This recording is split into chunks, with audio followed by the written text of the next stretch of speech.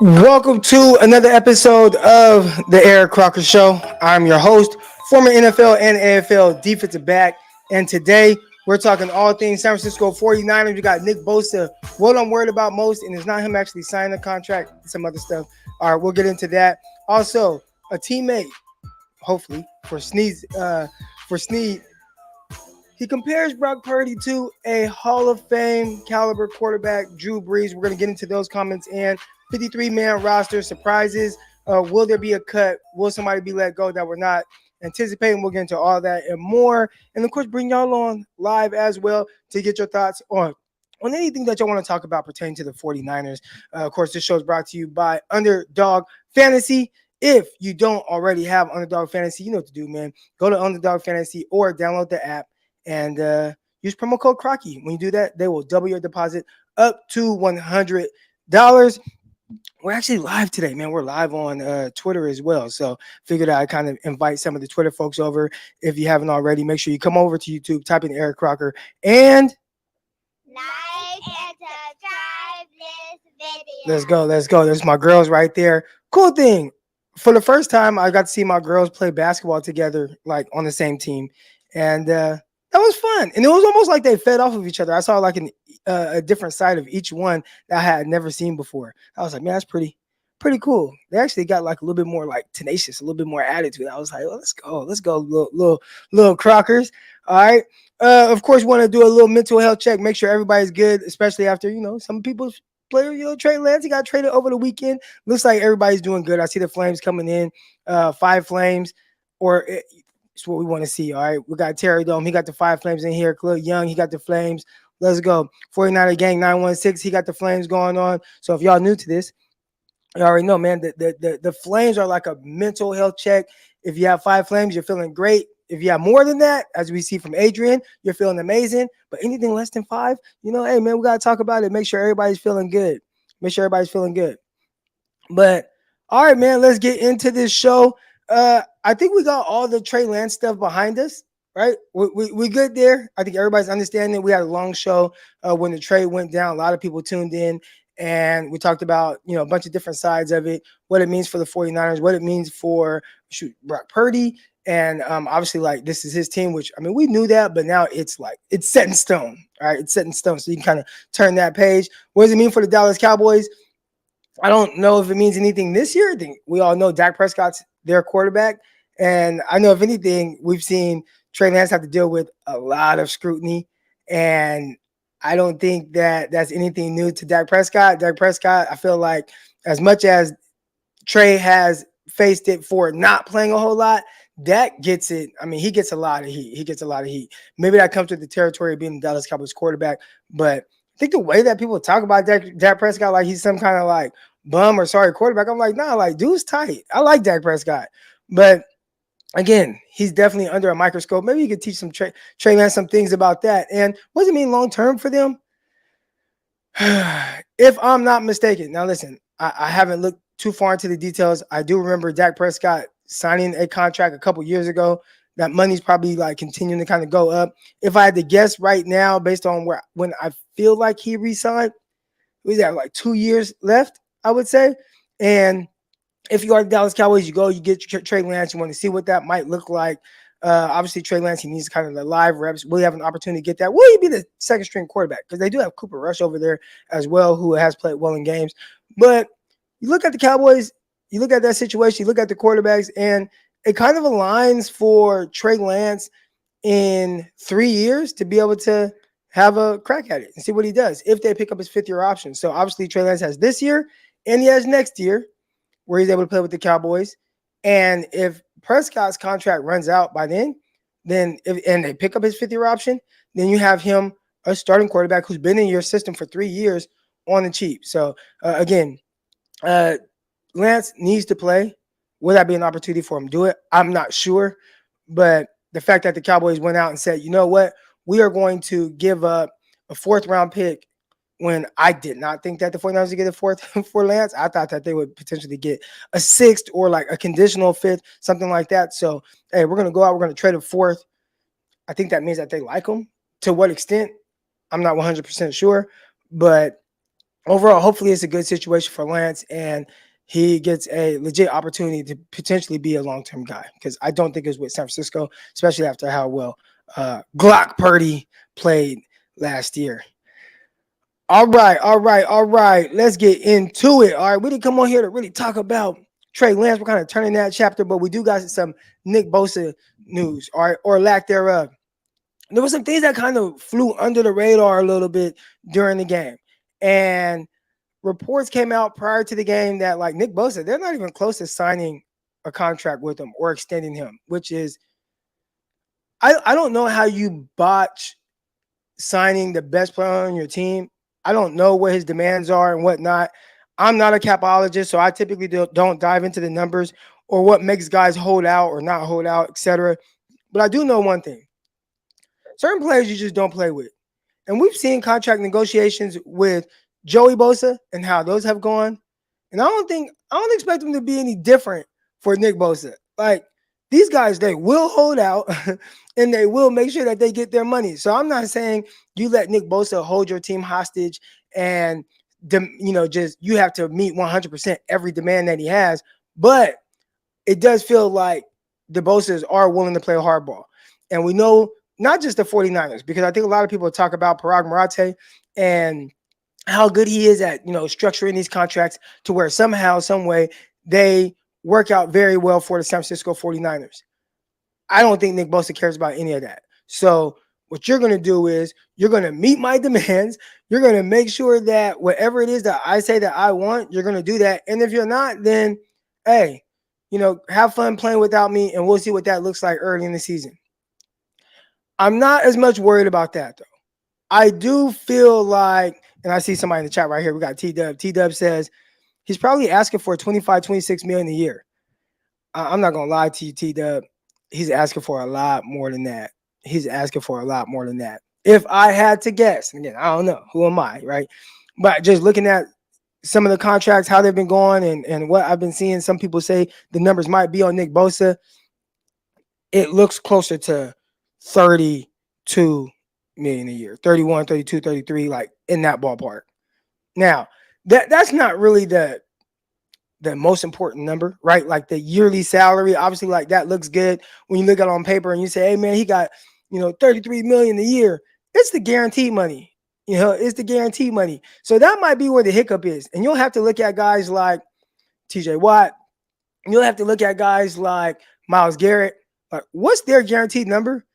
And then add some money to that. And that's probably what Nick Bosa is looking for. So I don't think it really has much to do with the actual like yearly amount, even though that looks good on paper and it looks good for the agent.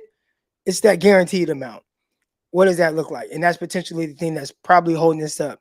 Are there certain injury things where it's like, hey, if he gets hurt, he doesn't get this. I can't speak for everybody's contracts, but I know, and I said that I would bring up my NFL contract at some point. I'm gonna look for it. I'm gonna look for my NFL contract, and we'll go into that and see what that looks like. But I do remember this.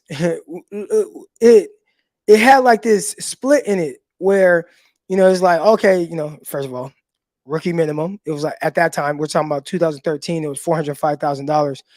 And if I was on IR, there was like a split. So it wasn't 405 I was going to get. It was like, gosh, what was that number? 288,000. So, you go from 405 and then it's like, oh, I'm on IR and it's 288. Now, guys like Nick Bosa, I don't know if they have like this injury, thing like that, where it's like, hey, if you're on IR, you make less, but maybe that's some of the verbiage that's going on that maybe they disagree on. And 49ers are like, hey, if this happens, we want to be able to do this, or, we want these void years, or, whatever. Again, I'm not a capologist. I just like to talk football, but there's definitely something holding this up. And I'd assume it's probably not the overall number. It's something in between there, between guaranteed money, some injuries clauses or things like that. A trade clause, like it could be like that type of stuff where the bosses are like, bro, we're not moving. We're not moving off how we feel in this. So I'm curious to see how it works out. Now, I put 49ers time to worry about Nick Bosa. I don't think it's about Nick Bosa signing a contract. Like I'm not, and I know we just talked a lot about those things, but that's not what I'm worried about. I think that part though it will be fine, and you'll see Nick Bosa sign with the 49ers and everything will be good. It's the injury aspect to it. And everybody's like, oh, Nick Bosa, he's a pro. He doesn't even need preseason. He's going to be fine. He's going to come in. He's going to play. And it's like, well, yeah, Nick Bosa, he'll be ready to go and he'll do his thing. But there is no substitute for either live reps that you're able to get in preseason when somebody's going 100% or kind of ramping up in training camp. All right. You can be on the beach in Florida in that Bosa cave, working out, lifting, and he's going to be strong. And he's going to be his 8% body fat or whatever he is, all ripped up. He's going to be all of that, right? He's going to be in shape. He's probably running sprints, like, training on the beach. All those things, that's good. But there's no substitute for like pushing and pulling against another human. Pause. All right. There's no substitute for like on this rep, I'm going 100%. Right. So from the start of training camp, I think a lot of people just assume like, well, if you're out there, whatever, and training camps are not as difficult as they used to be, especially like when I was coming up. And I remember my cousin, Tyrone Gross, he had like 2-a-days, and they were like legit 2-a-days. Like you're in practice, you got practice in pads early, then you got practice in pads again late, right? When I was in the league, it wasn't like that. It was 2-a-days, but it was like practice in pads early and then a walkthrough after that. Well, right now, still, like when you're going against another human and you are competing, like that's an opportunity for you to like just get your body ready, right? And right now, what we're basically saying is, I know he's been working out, but you're now going to push your body and go from 0 to 100 because no matter the intensity that you try to train with, there's still no substitute for going up against another person who's also going 100%. So if there's anything that scares me about the Nick Bosa situation or something that I'm worried about, it's definitely not just his ability to step on the field and play football. It's your body pushing it to a limit that you have not done or you haven't even prepared your body for. Again, you have prepared to be good on the football field, be strong, all that, be in shape. Okay. But once it's time to like take it to that next level of competing against a player on a down and down basis, and all of a sudden your body just can't react to that. So a lot of times that's when you see the soft tissue injuries, and things like that. That's what worries me most. It's not him being able to even play an entire game. I think him playing the game, he's going to be healthy. He's going to be in shape. He's going to be all that. Like, cool. But that game shape is just different. And even if you have guys that aren't participating in preseason games, they're still getting those reps in practice that help them kind of prepare for that. Think of, for a defensive lineman, those get-off drills that we see, right? Where you got the coach, you got Chris Kasarik there, and he's like, get it. And they move the ball, and everybody fire. You got two guys that fire off the ball.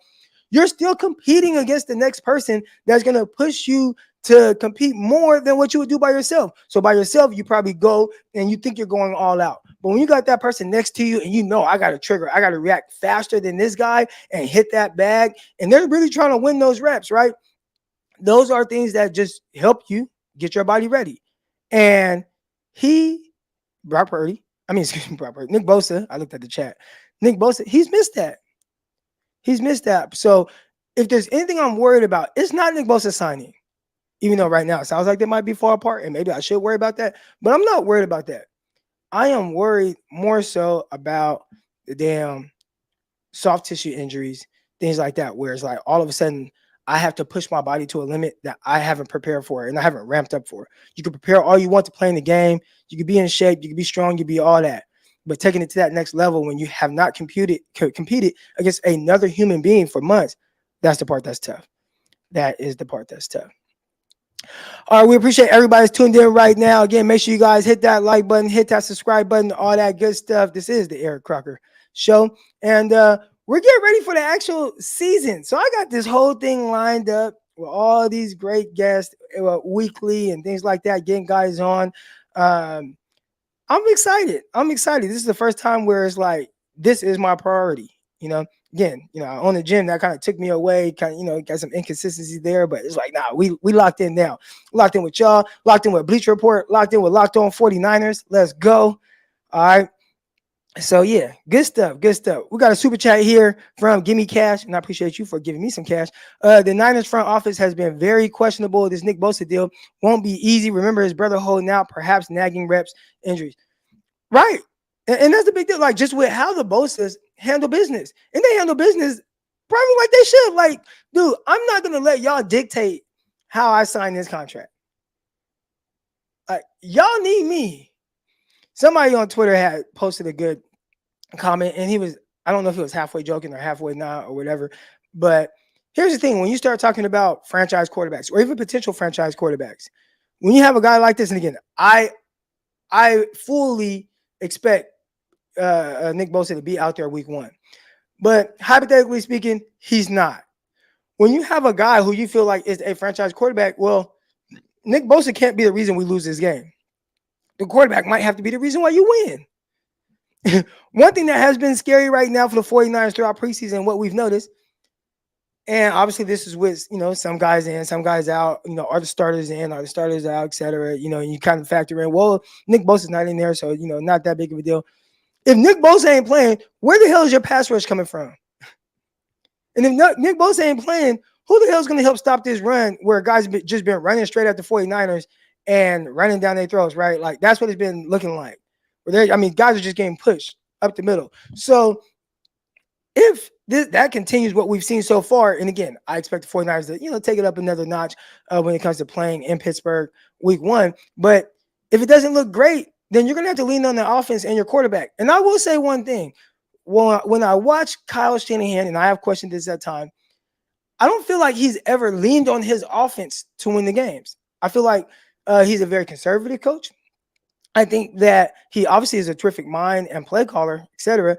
But he plays to what he feels like is the strength of his team, which is the defense. And it's kind of weird to me because it's like, why isn't your offense just as much of a strength? And again, I'm going off of his actions and how he calls plays, not so much of maybe what he'd tell you behind closed doors or how people feel. But when I watch the games, it's like he calls plays to where it's like, I'm going to be kind of ultra conservative because I have this terrific defense. Well, if you don't have that terrific defense, are you going to be more aggressive offensively?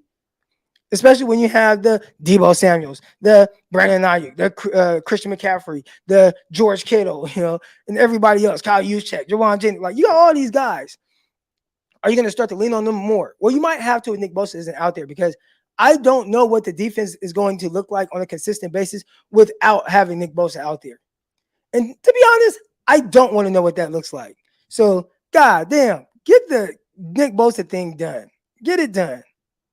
I don't want to know what the 49ers defense looks like without him, especially not for multiple days. Again, I fully expect him to be there. So I don't want to act like this guy is falling or like this big dramatic person or anything like that. But get the damn deal done. Get it done.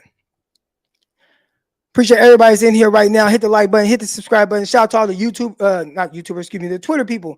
If you're on Twitter, come over to YouTube right now and, join the show. Join the show. We're here every morning, Monday through Friday, or Monday through Thursday for show, and probably Fridays as well if I'm not traveling. But 8 a.m. Pacific time. Let's go. Let's go. And I say Pacific time because I'm back in the 209. You feel me? Let's go. All right, next thing. We talked a little bit about Brock Purdy, and I see people in the chat saying, man, like, I'm confident in, Brock Purdy. He gives me that confidence. He gives me this and that. Well, it sounds like he kind of gives his teammates some confidence as well to who he is. So he was compared to a great, and I put it in the title, so this is no surprise. He's compared to Drew Brees. And Willie Snead, he has some things to say. So here goes the audio on that. And lastly, what's your impression on a young guy like Brock Purdy? Glock Purdy? Yeah, that's my guy, man. No, I love Brock, man. I remember when I first met him last year when I first came in. Humble kid, work ethic out of this world. It reminds me of young Drew.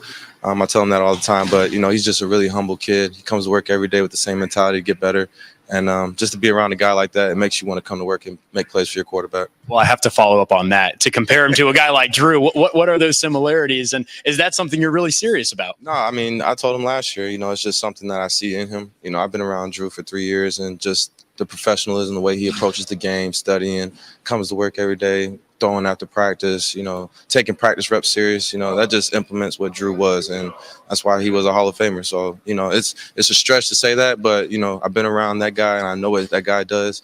And Brock has very similar, elements to his game. So it's happy to be around him, happy to be a part of this team. I think when you hear something like that, right, from a player, we've heard the 49ers players say a lot of very good and positive things about Brock Purdy, but it just kind of lets you know, like, hey, man, like, this is heading in the right direction. And we're still very young and youthful in the, I don't even want to call it experiment, but just kind of turning the page with Brock Purdy and this team. And it's kind of still for me, hard to wrap my brain around, even though I've known like, oh yeah, he's QB1. But he is truly QB1, and not just QB1, but like moving forward, it's like, hey, this is our guy. Now I know kind of in the background, right? In the background, you see my kitchen, but in the background of the 49ers, there's this kind of like guy kind of like popping his head up over who y'all play that game back in the day at the arcades where the little hamster thing or the groundhog kind of pops his head up and then you guys try to smack it down, but it's kind of like pops up in different holes. I feel like that's Kirk Cousins, right? Where it's like you start to hear like, oh, he's probably not about to sign. They're not talking about contract extensions with Kirk Cousins and the Vikings. And then you see this situation going on with the 49ers. They move on from Lance. They don't have a lot invested in Brock Purdy, and it's still kind of a small sample size. I get it. A lot of people are like really all in on Brock Purdy, and I think he did a terrific job last year. I'm curious to see, like, is it sustainable? Does he continue to play at that type of level? If he doesn't play at that level, what does it look like? If some of these interceptions get caught, what does it look like? And I don't want to be that person that say like, well, he would have been like this if he would have thrown the interception, but then, he didn't, but then they dropped it, so it didn't look like it. Like, no. They dropped the motherfucking interception, so, like, you can't count it. They dropped the ball, okay? So it worked out in the 49ers' favor. I think he did some things really good. Now, projecting it moving forward, do they continue to have that kind of luck with some of the dropped interceptions and things like that? And if they don't have that same type of luck, what does it look like in the sense of the game, the flow, and things like that? I'd say early on right now, and we got a chance to watch Brock Purdy in the preseason game, I thought it was smooth. I thought it was good.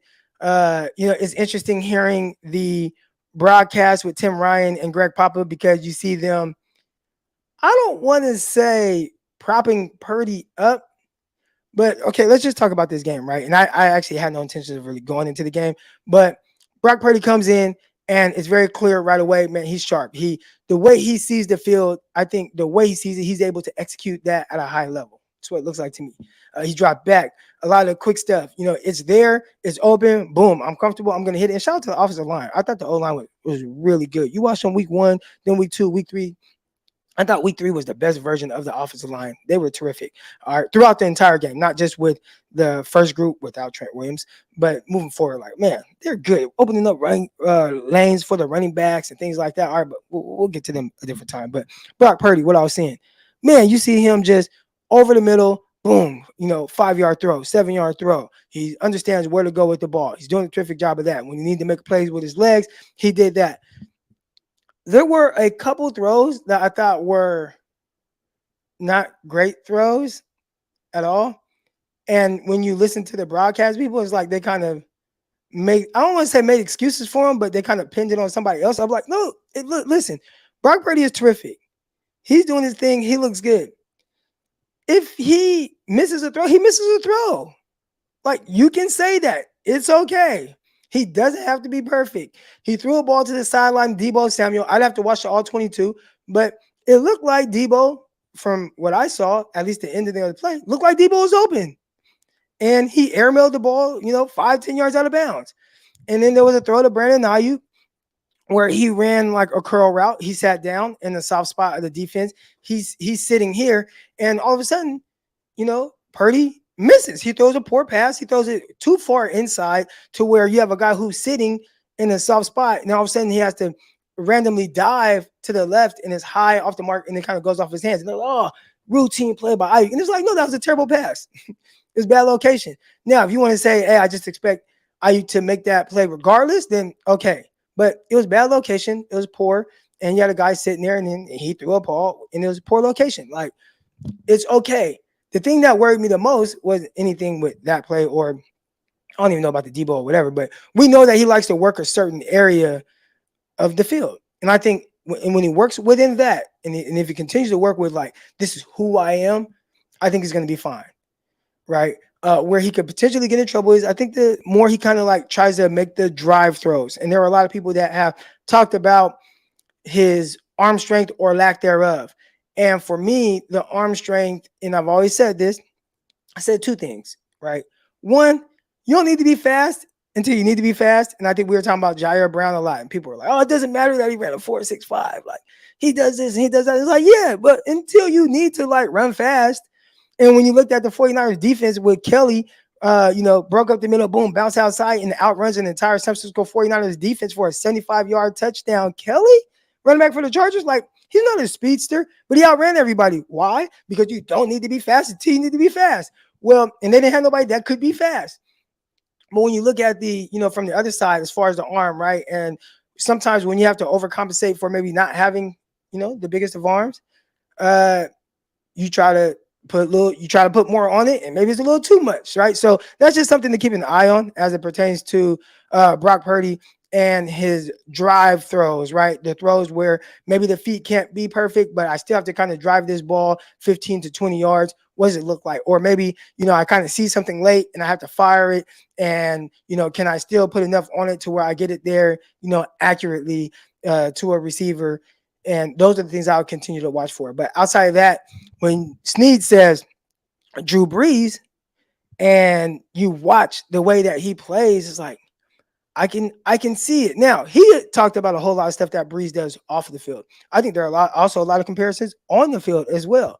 All right. But off the field, he just talked about the way that he prepared, the way that you see him do things, whether it's, after practice or his mindset and things like that. We've heard a lot about that from players.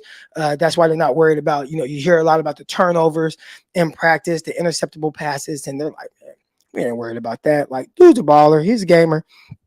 And then you watch him on the field, and I think there's some Drew Brees comparisons just in the sense of, not being the biggest guy in stature, being able to move around some, but the efficiency, especially early on. So I think he's going to continue to be that guy. I'm excited to see what that looks like. Can he expand on some of the things that we've seen from, again, the drive throws? I would like to see that and what that looks like. And again, everything that we're looking for right now as it pertains to Brock Purdy is he the long-term guy? Like, do they have their guy? I'd say right now it's trending towards, man, he's done some really good stuff. Is he worth committing to long-term? I think this is the year you find that out. So obviously there's a lot of people that's really excited about Brock Purdy, what he is. The players are really excited. Again, we just heard the Snead, soundbite and what that sounds like. And that sounds like a guy who probably hopes he's around to be a 49er to continue to play with Brock Purdy. But yeah, I'm excited to see, hey, man, does it continue to look good like it did last year? Because it almost felt like it was like the perfect storm until it wasn't, right? Well, I mean, it wasn't. It was, he tore his elbow up. So let's continue to keep an eye on that. And love it. Love the comments from his teammates. And love so far what I've seen from him in the preseason. We got Spy V here. He says the throw to BA was off. That was on Brock. The throw to Debo, he was just avoiding a sack. I don't think he was avoiding the sack. Do you think? Okay, look, I'd have to look at it again. But I saw him throw a deep out and he just airmailed it. And Debo looked open. I don't know. Maybe you could be right. You could be right. I don't know. Here we go. We got a super chat here. We got Terra Dome. Terra Dome says, man, I've been trying to tell y'all. Terra Dome, he's definitely big time Brock Purdy fan. He's loved it. He's put out a lot of numbers and stats from Brock Purdy that say, hey, this is a guy, this is a dude, and the 49ers should be definitely lucky and happy to have him. And I agree. He's done a lot of things very, very well. We got Keith Murphy here, the unbeaten. He says, we started hearing Mahomes was getting practice the year before he even started. Purdy put 7 games on tape, and it still seems there is doubt. I don't understand it. As far as the Mahomes thing, I don't know, because we hear a lot about different things from practice and stuff like that. Oh man, this guy did this, the guy did that. You don't know how much of his lip service. I do know that, and I've talked about it with Mahomes. The year he started, the preseason was, or the practice training camp were a little weird. He threw a bunch of interceptions early on, and there were the writers that were concerned about that. All right, they were concerned about a lot of that. Now, once he got in the game, it was clear, like, not only am I good, I'm going to be the MVP of the NFL, and I'm going to be a D4 offsides penalty away from being in the NFL, the Super Bowl. It's hard because now we see that in hindsight, right? So all the interceptions and the turnovers and some of the things that they were worried about early on from Mahomes in practice, because again, everybody talks about his practice as a rookie, and it was clear, like, hey man, this guy's trending in the right direction. It's a totally different thing when you actually get in the game. So he gets in the game, he's obviously extraordinary, and I hate comparing people to Mahomes because it's kind of something different that I've ever seen. Matter of fact, I've been on record on here of saying he's the best quarterback I've ever seen. Like, and that's not a long shot. There's some people that are still like, hold on. How can you say that? There's guys like Aaron Rodgers and Brady and Dan Marino. And hey, you can throw out any name you want. I can't speak. I don't like to talk about guys I didn't really get to have a full appreciation of. Obviously, Tom Brady, I have. Peyton Manning, I have what he was. Dan Marino, I remember more so like the tail end of his career. But regardless, like as an adult, I get like this full appreciation of what Patrick Mahomes is, and I have not seen anything like this. The closest thing, which is crazy because I remember saying it when Mahomes was coming out of college, I was like, this guy needs to be a 49er. Like, I hope the 49ers draft him. All right. I got the tweets. Y'all know I got the receipts. I was like, man, I hope the 49ers draft him. Then obviously I circled back around and was like, well, it's kind of hard. Some of these offenses in college, you just got to see who has like the most upside and ability to kind of go off of that. And I'm like, well, Patrick Mahomes has the most upside. Like, that's who I would draft. Right. Like, it was very clear. You can see those things. And I remember watching and saying like, man, he got some Aaron Rodgers to his game. And now I'm saying, man, Aaron Rodgers got some Patrick Mahomes to his game. Like, Patrick Mahomes to me is like the pinnacle. He's like at the top of the mountain as it pertains to quarterbacks to me. Now, obviously, winning, he's got a long way to go to catch Brady, even catch guys like Joe Montana. But just what he's able to do, like how special he is, like when I just watch him, it's just like, man, this dude's just different. And it's the best thing I've ever seen. It's the best. I don't know what else to say. All right. So Brock Purdy, again, you say Brock Purdy put 7 games on tape. It's different when you put 7 games on tape in this entire season and you're like MVP. I think it's easier to say like, man, like, yeah, this guy's probably that's just who he is. I think with guys like Brock Purdy, and I think it was a terrific 7 games, it depends on how you're watching it. And this is the part where you start to kind of nitpick and I don't want to come off as it because I know how y'all get in the chat, man. Y'all get in the chat, y'all start kind of getting a little wild. All right. So I don't want to come off as nitpicking at his game, but there's just things I want to see, right? Because the way that certain things played out last year was like, man, he did that well. But it's like there was a lot of things where I was like, man, that was very fortunate that happened for him. Man, the defense blew that, and that defense blew it. Man, it was a 5-yard pass, and Debo took it 75 yards. There were some very advantageous situations that he was able to capitalize on. How much of it is him creating the explosive plays in a sense, and can that be consistent? So like, I hear you on 7 games, people still have doubts. I don't really have doubts. I just have, I just want to see. I just want to continue to see it. I think that's the best way to put it. So appreciate you, Keith. All right, here we go. We still got some super chats here. All right. We got Chris here. He says, more talented doesn't mean best quarterback ever. Stop. Hey, okay, so listen to what I said. Okay, so let's say Jerry Rice. All right, Chris. Jerry Rice. Jerry Rice is the greatest receiver ever. There is no better receiver. There's nobody going to touch his numbers. There's nobody going to touch anything he did. A lot of people think it's because of longevity. Like, bro, it's not just because of longevity. Like, Jerry Rice is the best ever because he played at an extremely high level for an extremely long time. All right. Jerry Rice was 33 years old and caught for 1,800 yards. Like most people, 33 years old, they're kind of like on the tail end, like, okay, like, okay, I'm really good. But then you start to see like a drop off where there's injuries or whatever it is. With Jerry Rice is like, 33 years old, 1,800 yards. I'm just getting started, homie. So then he keeps playing for the Raiders at 42 years old. Like, dude had 1,200 yards. So a lot of people say, well, he played for a long time. It's like, yeah, he played for a long time and he was hella good, even being hella old, even with the braids and then the ball spot in the middle. So he got the braid like start and then it kind of stops. And then, but like they did like a little bridge over the ball spot and then it kind of continue. Like even that version of Jerry Rice, it was like, bro, he's hella good. He's hella good. All right. So greatest receiver ever. No doubt about it. Tom Brady. I would say Tom Brady, greatest quarterback ever, right? Like just his accomplishments, how long he did it, how long people feared him, being able to overcome a 28-3 deficit in the Super Bowl. Like Tom Brady, he is the greatest quarterback ever. Patrick Mahomes is the best quarterback I've ever seen. I don't know how else to say it, Chris. I'm sorry. I'm sorry, Chris. I don't know. I don't know how else to say it, Chris. He's the best. When I watch a game, all right. Well, okay. Here's how we could put it.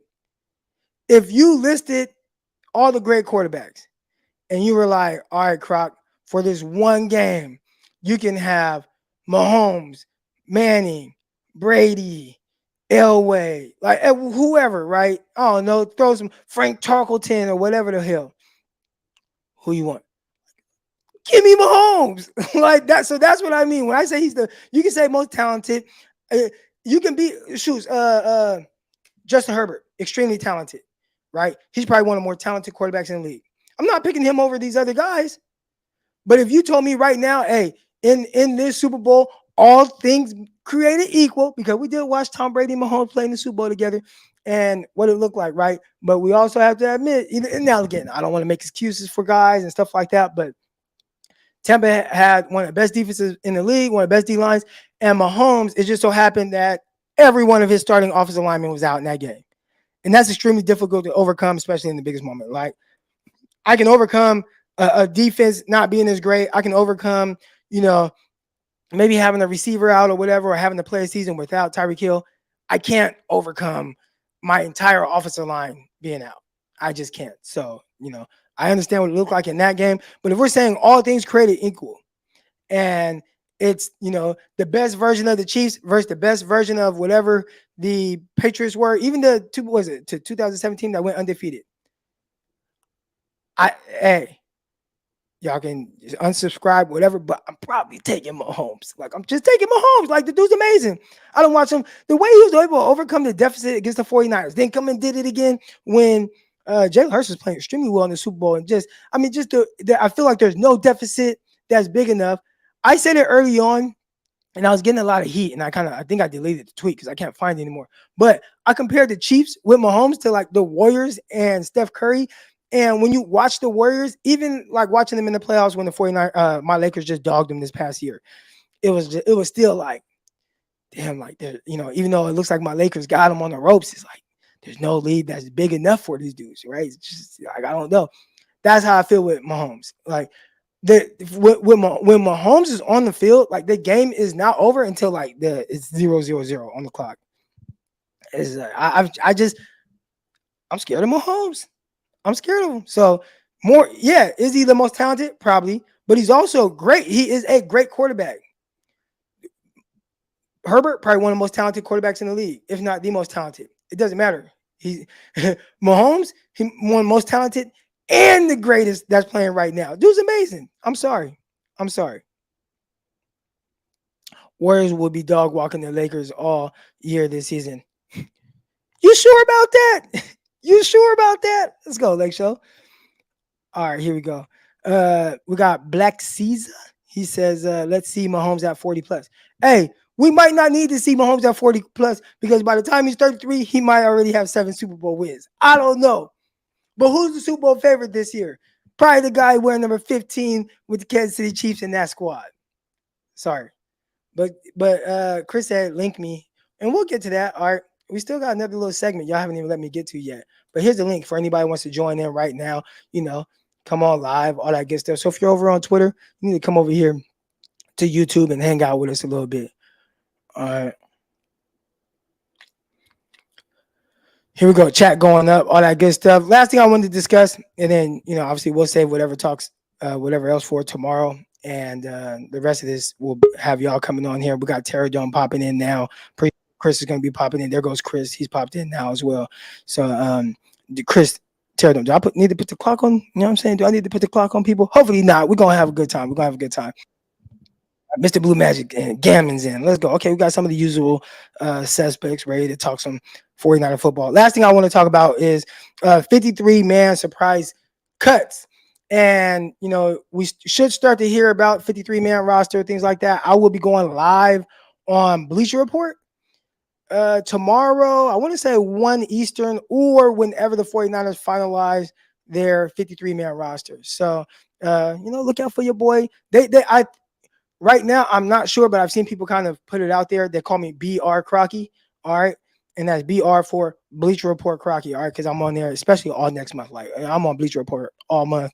For the rest of this month, I think I still got 3 shows, and we're damn near at the end of the month. But we got tomorrow, we got another one coming up, and then yeah, we got a lot of stuff going on. But anyways, Bleacher Report. I'll be on tomorrow talking about 53-man roster and any surprises. But I say right now, I'm going to throw it out there, and then we're going to get to all the callers that just popped in here. But 53-man roster cuts, I say by default, Danny Gray is going to make it because of the injury. But if Danny Gray did not get hurt, I think he'd be in trouble. All right, so I want to kind of get that out there now. If Danny Gray was not hurt, if he was healthy, based on what we've seen, especially when you see like Conley, right now, if I'd say, all right, you have to go play a game right now, who do you want out there? Chris Conley or Danny Gray? And Conley hurt too. Hopefully it's not too bad. All right, but all things created equal, like both guys healthy. You want Danny Gray? You want Chris Conley? I'd say, and I'm gonna look at the chat right now, see what y'all talking about, but I think Danny Gray. That's what I mean. Excuse me. I think Chris Conley. All right. Then we got another one that I think is kind of maybe a potential surprise cut, but Isaiah Oliver. This is a guy to start the year. Everybody's kind of excited, like, hey man, like, look at this. He played better than Jimmy Ward and this. And then you start to watch it, and it's like, oh, this motherfucker is not Jimmy Ward. You know what I'm saying? Like, he is not Jimmy Ward.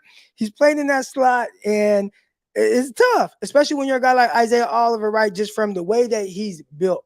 You typically don't see guys of his stature, of his size, playing the slot. Now, you might see a big slot, and it's a guy who is kind of like a safety slot hybrid. Maybe a guy who, like you got that star position now, and it's kind of like a guy who is kind of like a not a weak side backer, but it's like he's a nickel, but he's like a safety too. He's really more of a safety that could play the nickel. That's not Oliver. Like Oliver was an outside cornerback at Colorado. He's a long guy, 6'1", 200 pounds, and they put him in the nickel, and it's like now you're just a nickel corner. Like you're not a safety, you're not a guy that plays safety, you're not any of that.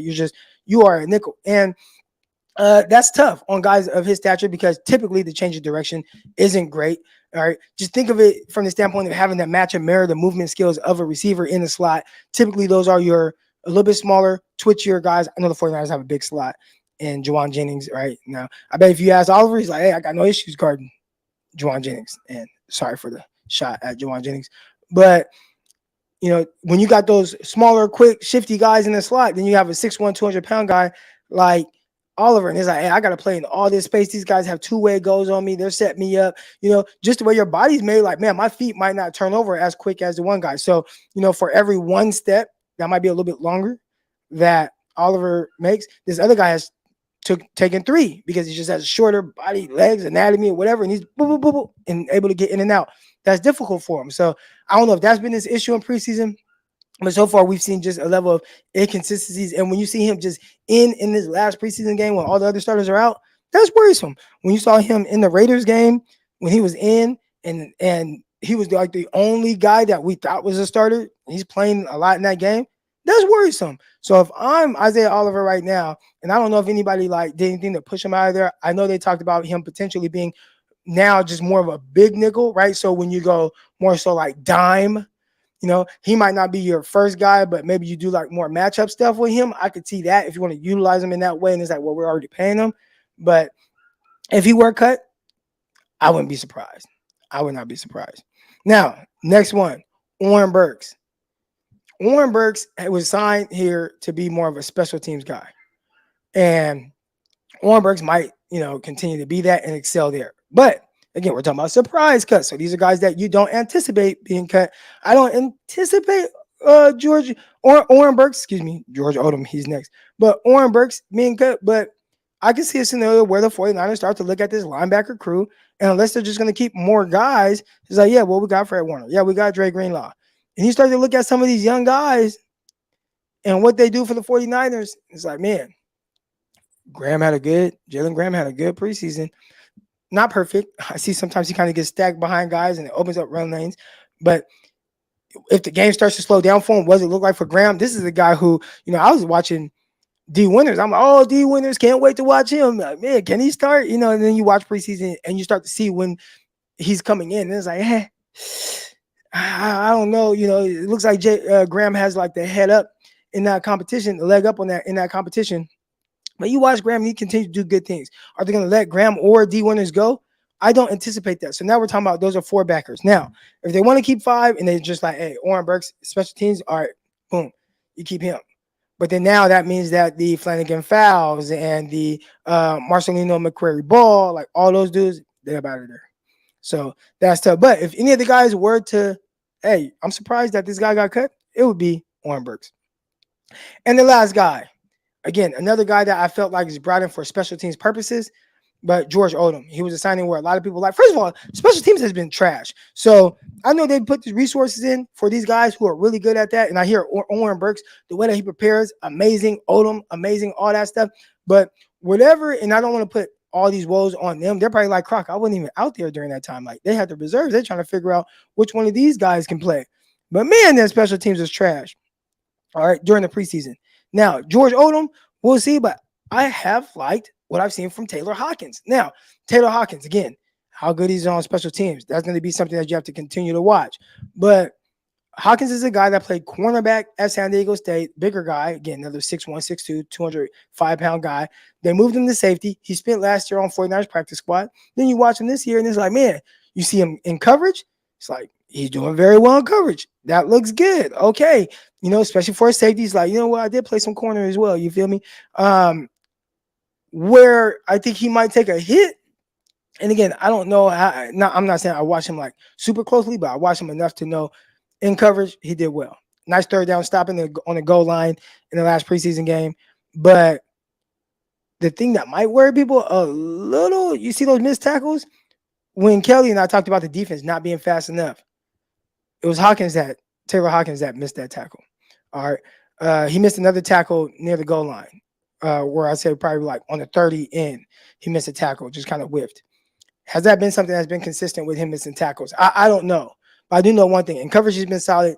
How good is he on special teams? Is this a guy that can like sneaky make the squad? All right. So that's going to be something interesting to see.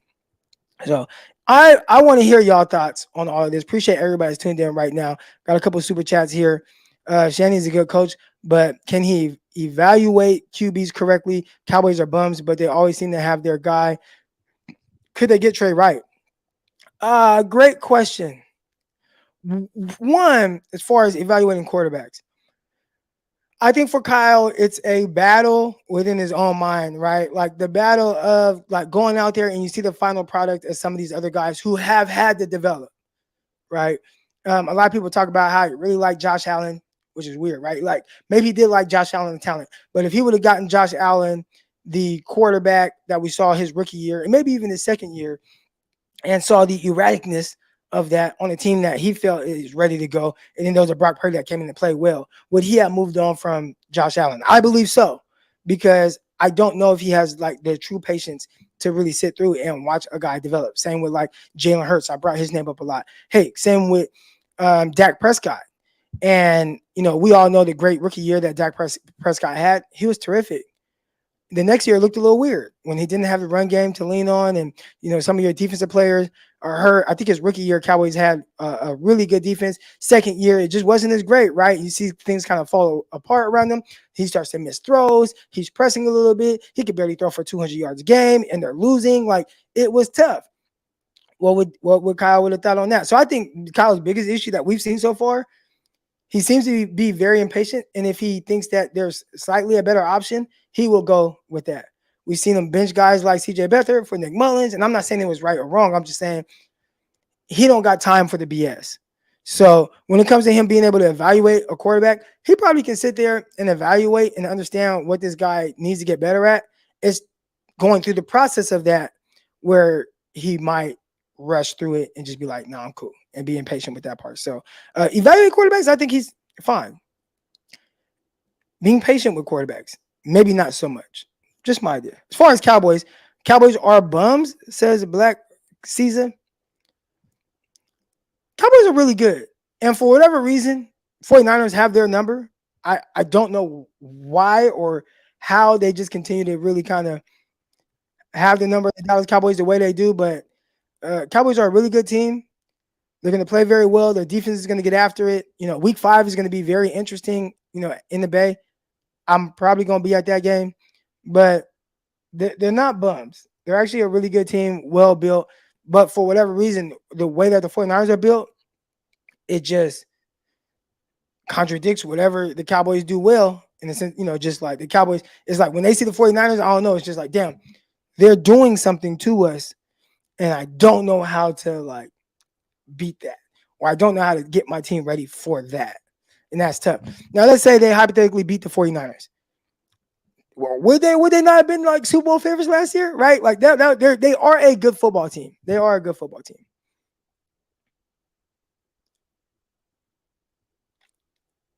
Here we go. Got another one here from Steve. He says, in your opinion, we are ready for week 1? I say no. Or are we ready for week 1? He says no. Great one. Great question. Are the 49ers ready for week 1? I would say no. All right. But not to be dramatic. I saw somebody like, God damn, everybody dramatic. Like, not to be dramatic. And we're going to get to a lot of Pittsburgh Steelers talk. But week 1, like, how important is it to potentially not have Nick Bosa out there? Which, again, I assume he'll be there.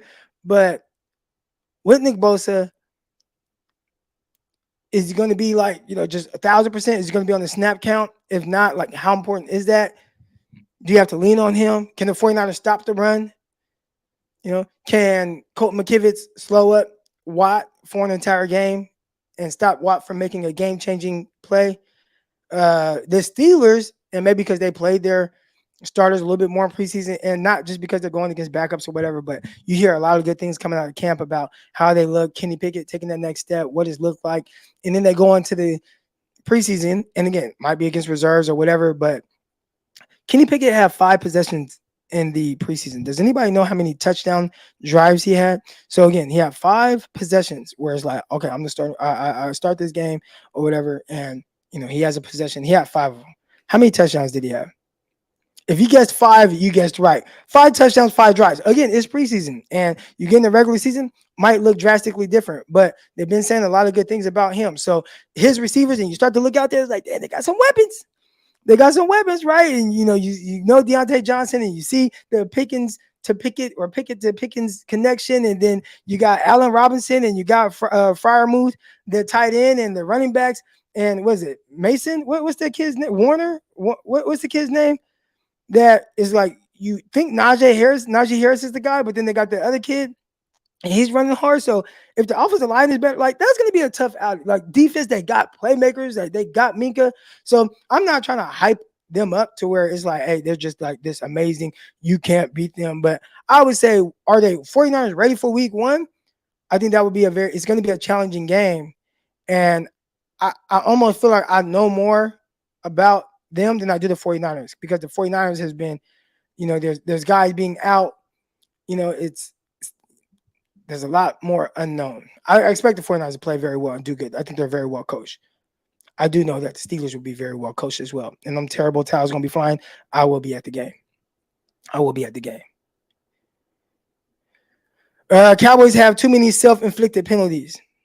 Yeah, and that might be their biggest issue again against the 49ers, especially in the 2021 playoffs, where it was very clear, like, they are hella undisciplined. Hella undisciplined. All right, here we go. We get into the chat now. Unfortunately, because I spoke for so long, I don't think I've ever just gone 53 minutes straight talking before getting to the chat. I thought it was going to be more like 30 minutes, but we got to put the timer on. So everybody's going to get their 2 minutes. We got to stop. Where is the timer? Boom. Everybody gets their 2 minutes. We got everybody in here right now. Appreciate everybody that's tuned in. Hit the like button, hit the subscribe button, all that good stuff. Well, I'm supposed to tell my daughters to say, hold on. Like and subscribe this video.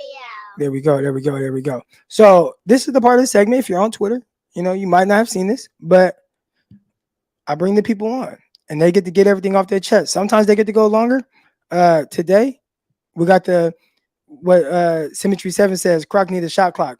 My wife probably won't let me put a shot clock behind me in the kitchen, but hey, I'm going to buy a house soon out here in Stockton. And whenever I do that, I'll get in the office. I'm going to put a shot clock on and everybody will see the time that they got. All right. A croc clock. Yeah, that sounds like something that I need to make money off of. All right, here we go. First up, coming in, Roscoe's, because Roscoe's asked for the link. All right, so Roscoe's, you are on. Good morning, man. How you doing? What's up, Croc? Can you hear me? Yeah, I hear you as well. I would love to talk about the Niners Why stuff. you take it? Hold on. And I'll pause the clock. Why you take that deep ass sigh of breath like that? Because you frustrate me. Why? How I frustrate you?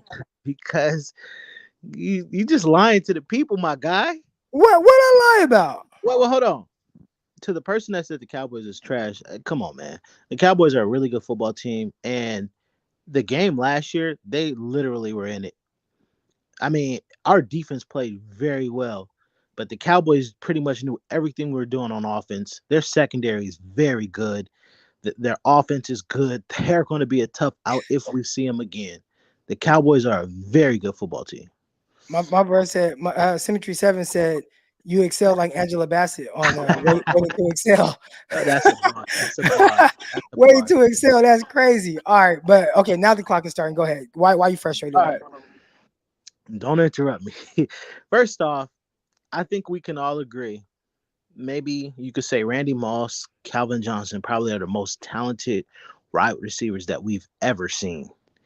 But they're not better than Jerry Rice.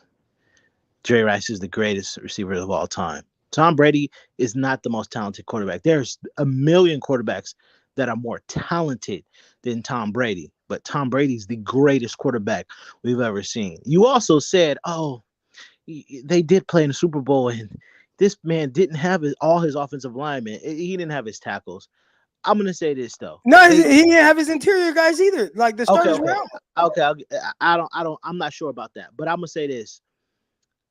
They did make it to the Super Bowl, but I'm gonna say this: they did play in the playoffs before, and it was Tom Brady's the numbers. You may look at the. Are you talking about the game when D Ford jumped off sides? Yep. When Brady threw an interception, but Ford was offside, so listen, that ended the game. Happen. I mean, if I could make excuses for many penalties for many other games we've seen. You know what I'm saying? We don't shoulda, coulda, woulda here. No, I was just asking the question. Hold on. You can't. I got a shot clock. Okay, I'll pause it. I'll pause it. No. At the end of the day, Tom Brady made plays in that game, wowing everybody. Tony Romo, everybody remember Tony Romo calling it out. Brady, third down, Edelman. Brady, third down, Edelman. Brady, third down, Edelman again. Brady hit it to Gronkowski over Eric Berry. He was clutch. Mahomes was great in that game too. At the end of the day, we act like we haven't seen Brady come back from crazy deficits. I mean, we literally seen him come back from 28-3 in the Super Bowl. And what did Brady do? And this was Mahomes' actual first really good game in the Super Bowl. But I remember games like where Tom Brady set the record with 466 yards against the Falcons that coming back from 28-3. He was also sacked 5 times that game. He followed that up and threw for 505 yards in the Super Bowl, which Super Bowl record. Again, I'm going to need to see him the greatest talent ever, which I'm not disagreeing. The greatest talent ever, I'm going to need to see that from him. And last but not least, Tom Brady beat dang near one of the best defenses we've ever seen all time in the Seattle Seahawks in the Super Bowl, where he threw 4 touchdowns, had 2 interceptions, and had a clutch touchdown to Julian Edelman. Tom Brady is the greatest quarterback we've ever seen. When you have more Super Bowls than the whole league combined, I rest my case. All right. Well, thanks for coming on, Roscoe's. Grizzly 5,000 is crazy. I feel like I acknowledge all that. Like I acknowledge, Brady, he's amazing. He is. Mahomes is what when you combine talent, ability, and just the greatness of winning, he's like all of that combined. So, hey man, maybe I'm premature on it, but the way he's starting. Brett hasn't had a season that he started where he's like not in the AFC Championship game or the Super Bowl, which is like crazy. That's crazy. All right, here we go. Next up, we got my guy. Hold on. Here we go. Got my guy, Terradome. All right, Terry Dome, you're on the clock. Let's go. Thank you for the round of applause, my brother. I'm going to be very, very quick and very, very good. How about how's my vocals? Am I echoing a little bit? Oh, you sound great. Okay. 3 books are in my possession by the great Bill Walsh. It is right behind me. Some of y'all can see it on the chat a little bit. There it is. Finding the Winning Way. Another one is The Score Takes Care of Itself. And this one particular right here, and I'm being real quick, it is Building a Champion. I'm going to page 13. Page 13. Remember the number. Why do teams make mistakes on quarterbacks? Sometimes it is a matter of being sold by the media on the quarterback's performance in college without realizing he doesn't have the potential to become a solid professional performer. Or it is being overrated on a quarterback's arm. ARM. I'm going to keep on moving over really, really quick because I'm on the clock. I look more at a quarterback than just a strong arm, natural competitiveness, his instincts, his prerequisites of quarterbacking. He is sometimes spontaneous to be able to exercise with creativity. And then he moves down and says, then you look at a quick delivery, ladies and gentlemen, more efficient than other players. He gets it out of his hands, out of his right hand, agility and movement.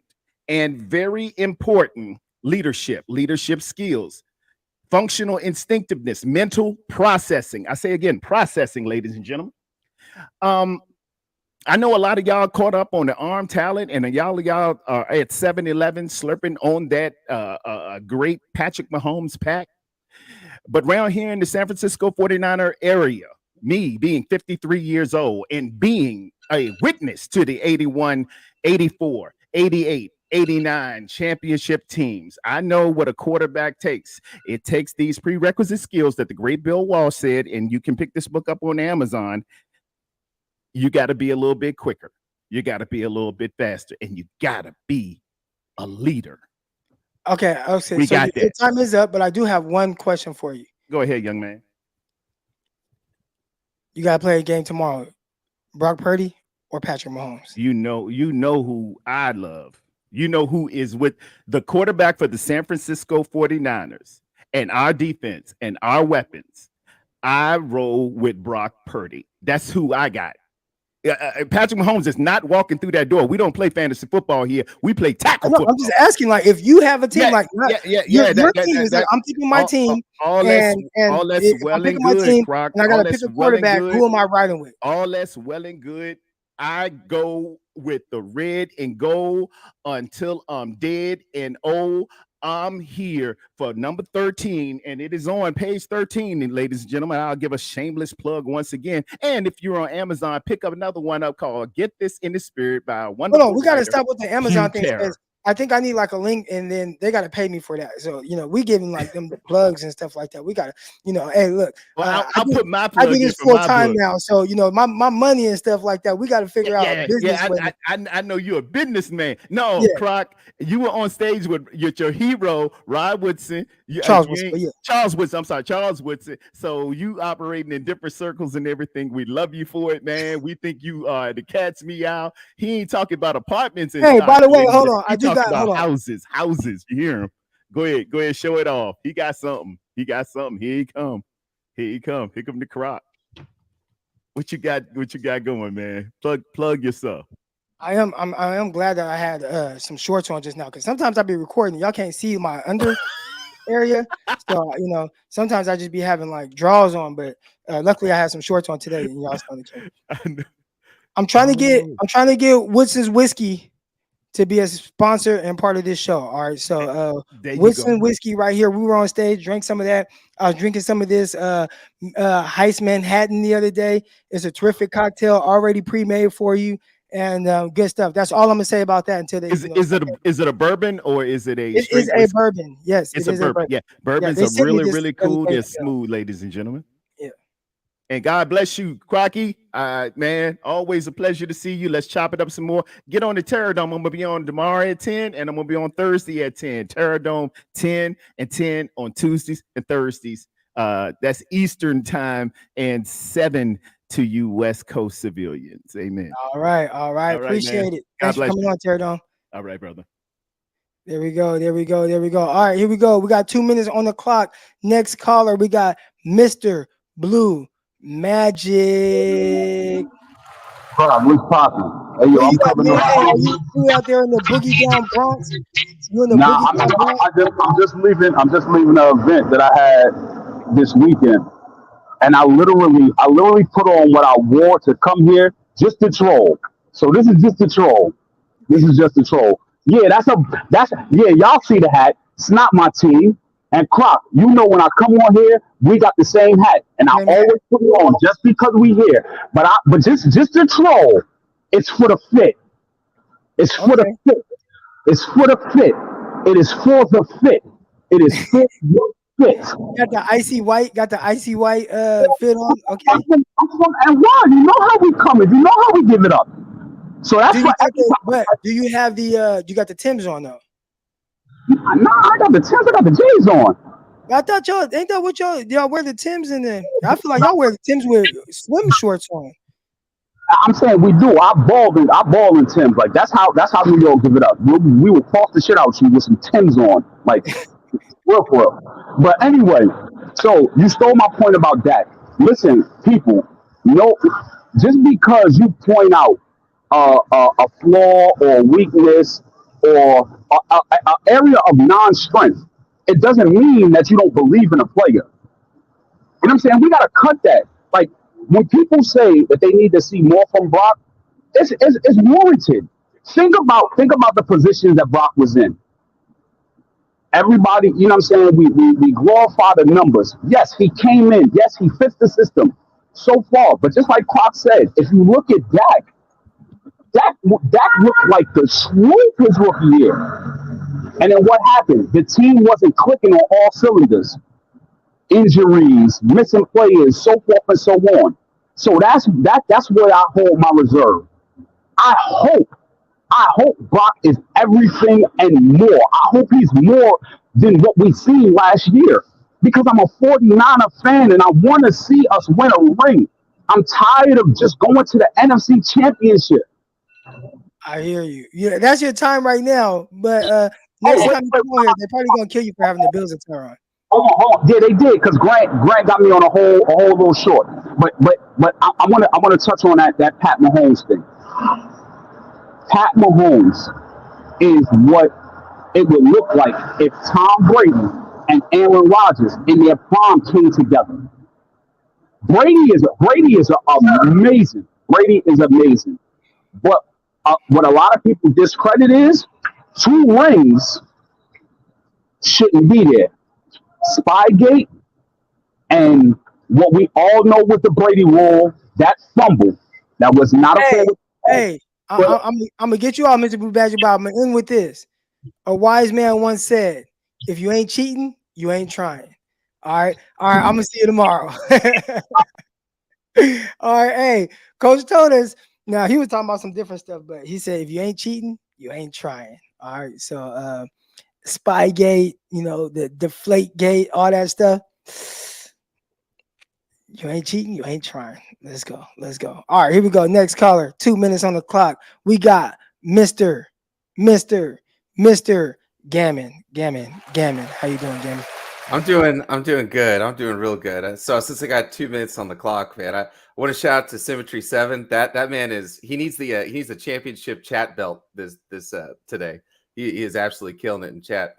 I did want to say, since he was rocking that Bills hat, and we are talking about Bosa's contract, I'm not surprised at how long this is taking. The reason why I brought up the Bills is we always remember kind of Damar Hamlin and that cardiac arrest that he had on Monday Night Football against the Bengals.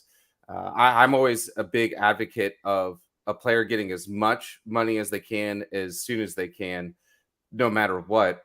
And I know that some people are going to want to try and turn it that Bosa's not a team player or whatever, but it's like, you see what these players are going through. And I think for a lot of younger, newer fans, that Bills Damar Hamlin, what he went through will be an instant reminder. But for me, it all started with me in the 90s. I think I was in middle school. It might have been 1997, 1998, but I just remember Steve Young just got absolutely rocked. I mean, just decimated. And I just remember he was just in pain, just with his hand just reaching out to the sideline. And I think that was one of the first times I was ever in tears watching a game, just yelling, like, why isn't somebody helping him? You know, I couldn't have been more than like 12 years old or something like that. But it was absolutely gutting watching one of my heroes kind of go down for that. So I think that he should get every single penny that he should. And here's the thing. Last year, I projected that Deebo Samuel would get 27 million. Spot Rack and a lot of other people had him at 19 to 22 million. But my thing is that signing marquee players hurts. It's supposed to suck. It's supposed to suck, especially when the cap is going to start going up every year. Not like the last year's, right? All these new TV deals and everything else. His agent, Nick Bosa's agent, is factoring this all in. Also, too, this team has come out and said, we're not going to be paying a quarterback money. Well, every single NFL roster has quarterback money that's there and available. So if they're not going to pay it to a quarterback, if I'm Nick Bosa, well, I damn well may sure get it, right? Because the next year it's going to go up. The salary cap's going to go up as high as. That's a new sound. We gotta talk. I was letting my alarm go off here, but I'm like, we gotta do something that's a little bit more distracting. So, but go ahead, finish your take though. Finish your take. Yeah, so I'm just looking at it. I think that they know there's a pool of cash available. That thing caught me off guard. I think the last thing that I want to finish off with is what I'm really sad about with the Trey Lance and Nick Bosa's contract. What got really lost in the shuffle, and I want to highlight and give this man the undue credit that he absolutely deserves, and that's Roger Craig. I really wish that he did make it into the Hall of Fame, and unfortunately, his name and all of his accolades and everything he's done for the sport has been lost in the shuffle. I had one last question for you, Croc. I wanted to ask you this. I wanted you to pick between Emmitt Smith or Barry Sanders, Darrelle Revis or Deion Sanders, and then who had the better handles? Allen Iverson, Jamal Crawford, Steph Curry, or Kyrie Irving? Better handles. I feel like Jamal Crawford is crazy with it. So I'll answer that one first. Jamal Crawford, crazy handles, super underrated. But hold on. Talk again real quick so I can close this window. Okay, Emmitt Smith or Barry Sanders would be the other one. Darrelle Revis or Deion Sanders. And then I guess I'm gonna ask the chat this question. So I had Emmitt Smith or Barry Sanders, Darrelle Revis or Deion Sanders. All right, we'll go one by one. So Emmitt Smith or Barry Sanders. I'm definitely more of a Barry Sanders guy. I think the unfortunate thing for him was playing on really trash Detroit Lions teams, trash offensive line. Most of the time didn't have a great quarterback. I think at some point, who do you have? Scott Mitchell or something like that. And it's like he was cool. And obviously we saw what not Herman Edwards. Damn, why am I blanking on his name? Number 84. I am too. I know who you're talking about. I think it's like Moore or something like that. I think. But anyways, he was amazing, right? And he was one of the best in the league at that time. But he didn't have a whole lot of help. I can only imagine if we plug Barry Sanders in to those Dallas Cowboys team, what that might look like. So I'm gonna go with Barry Sanders. All right, Darrelle Revis, Deion Sanders. Damn.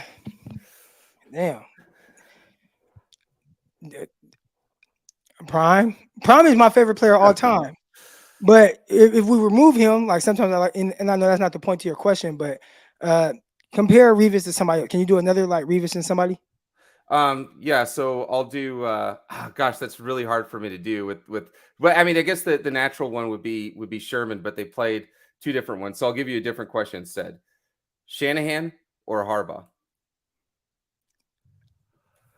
Harbaugh.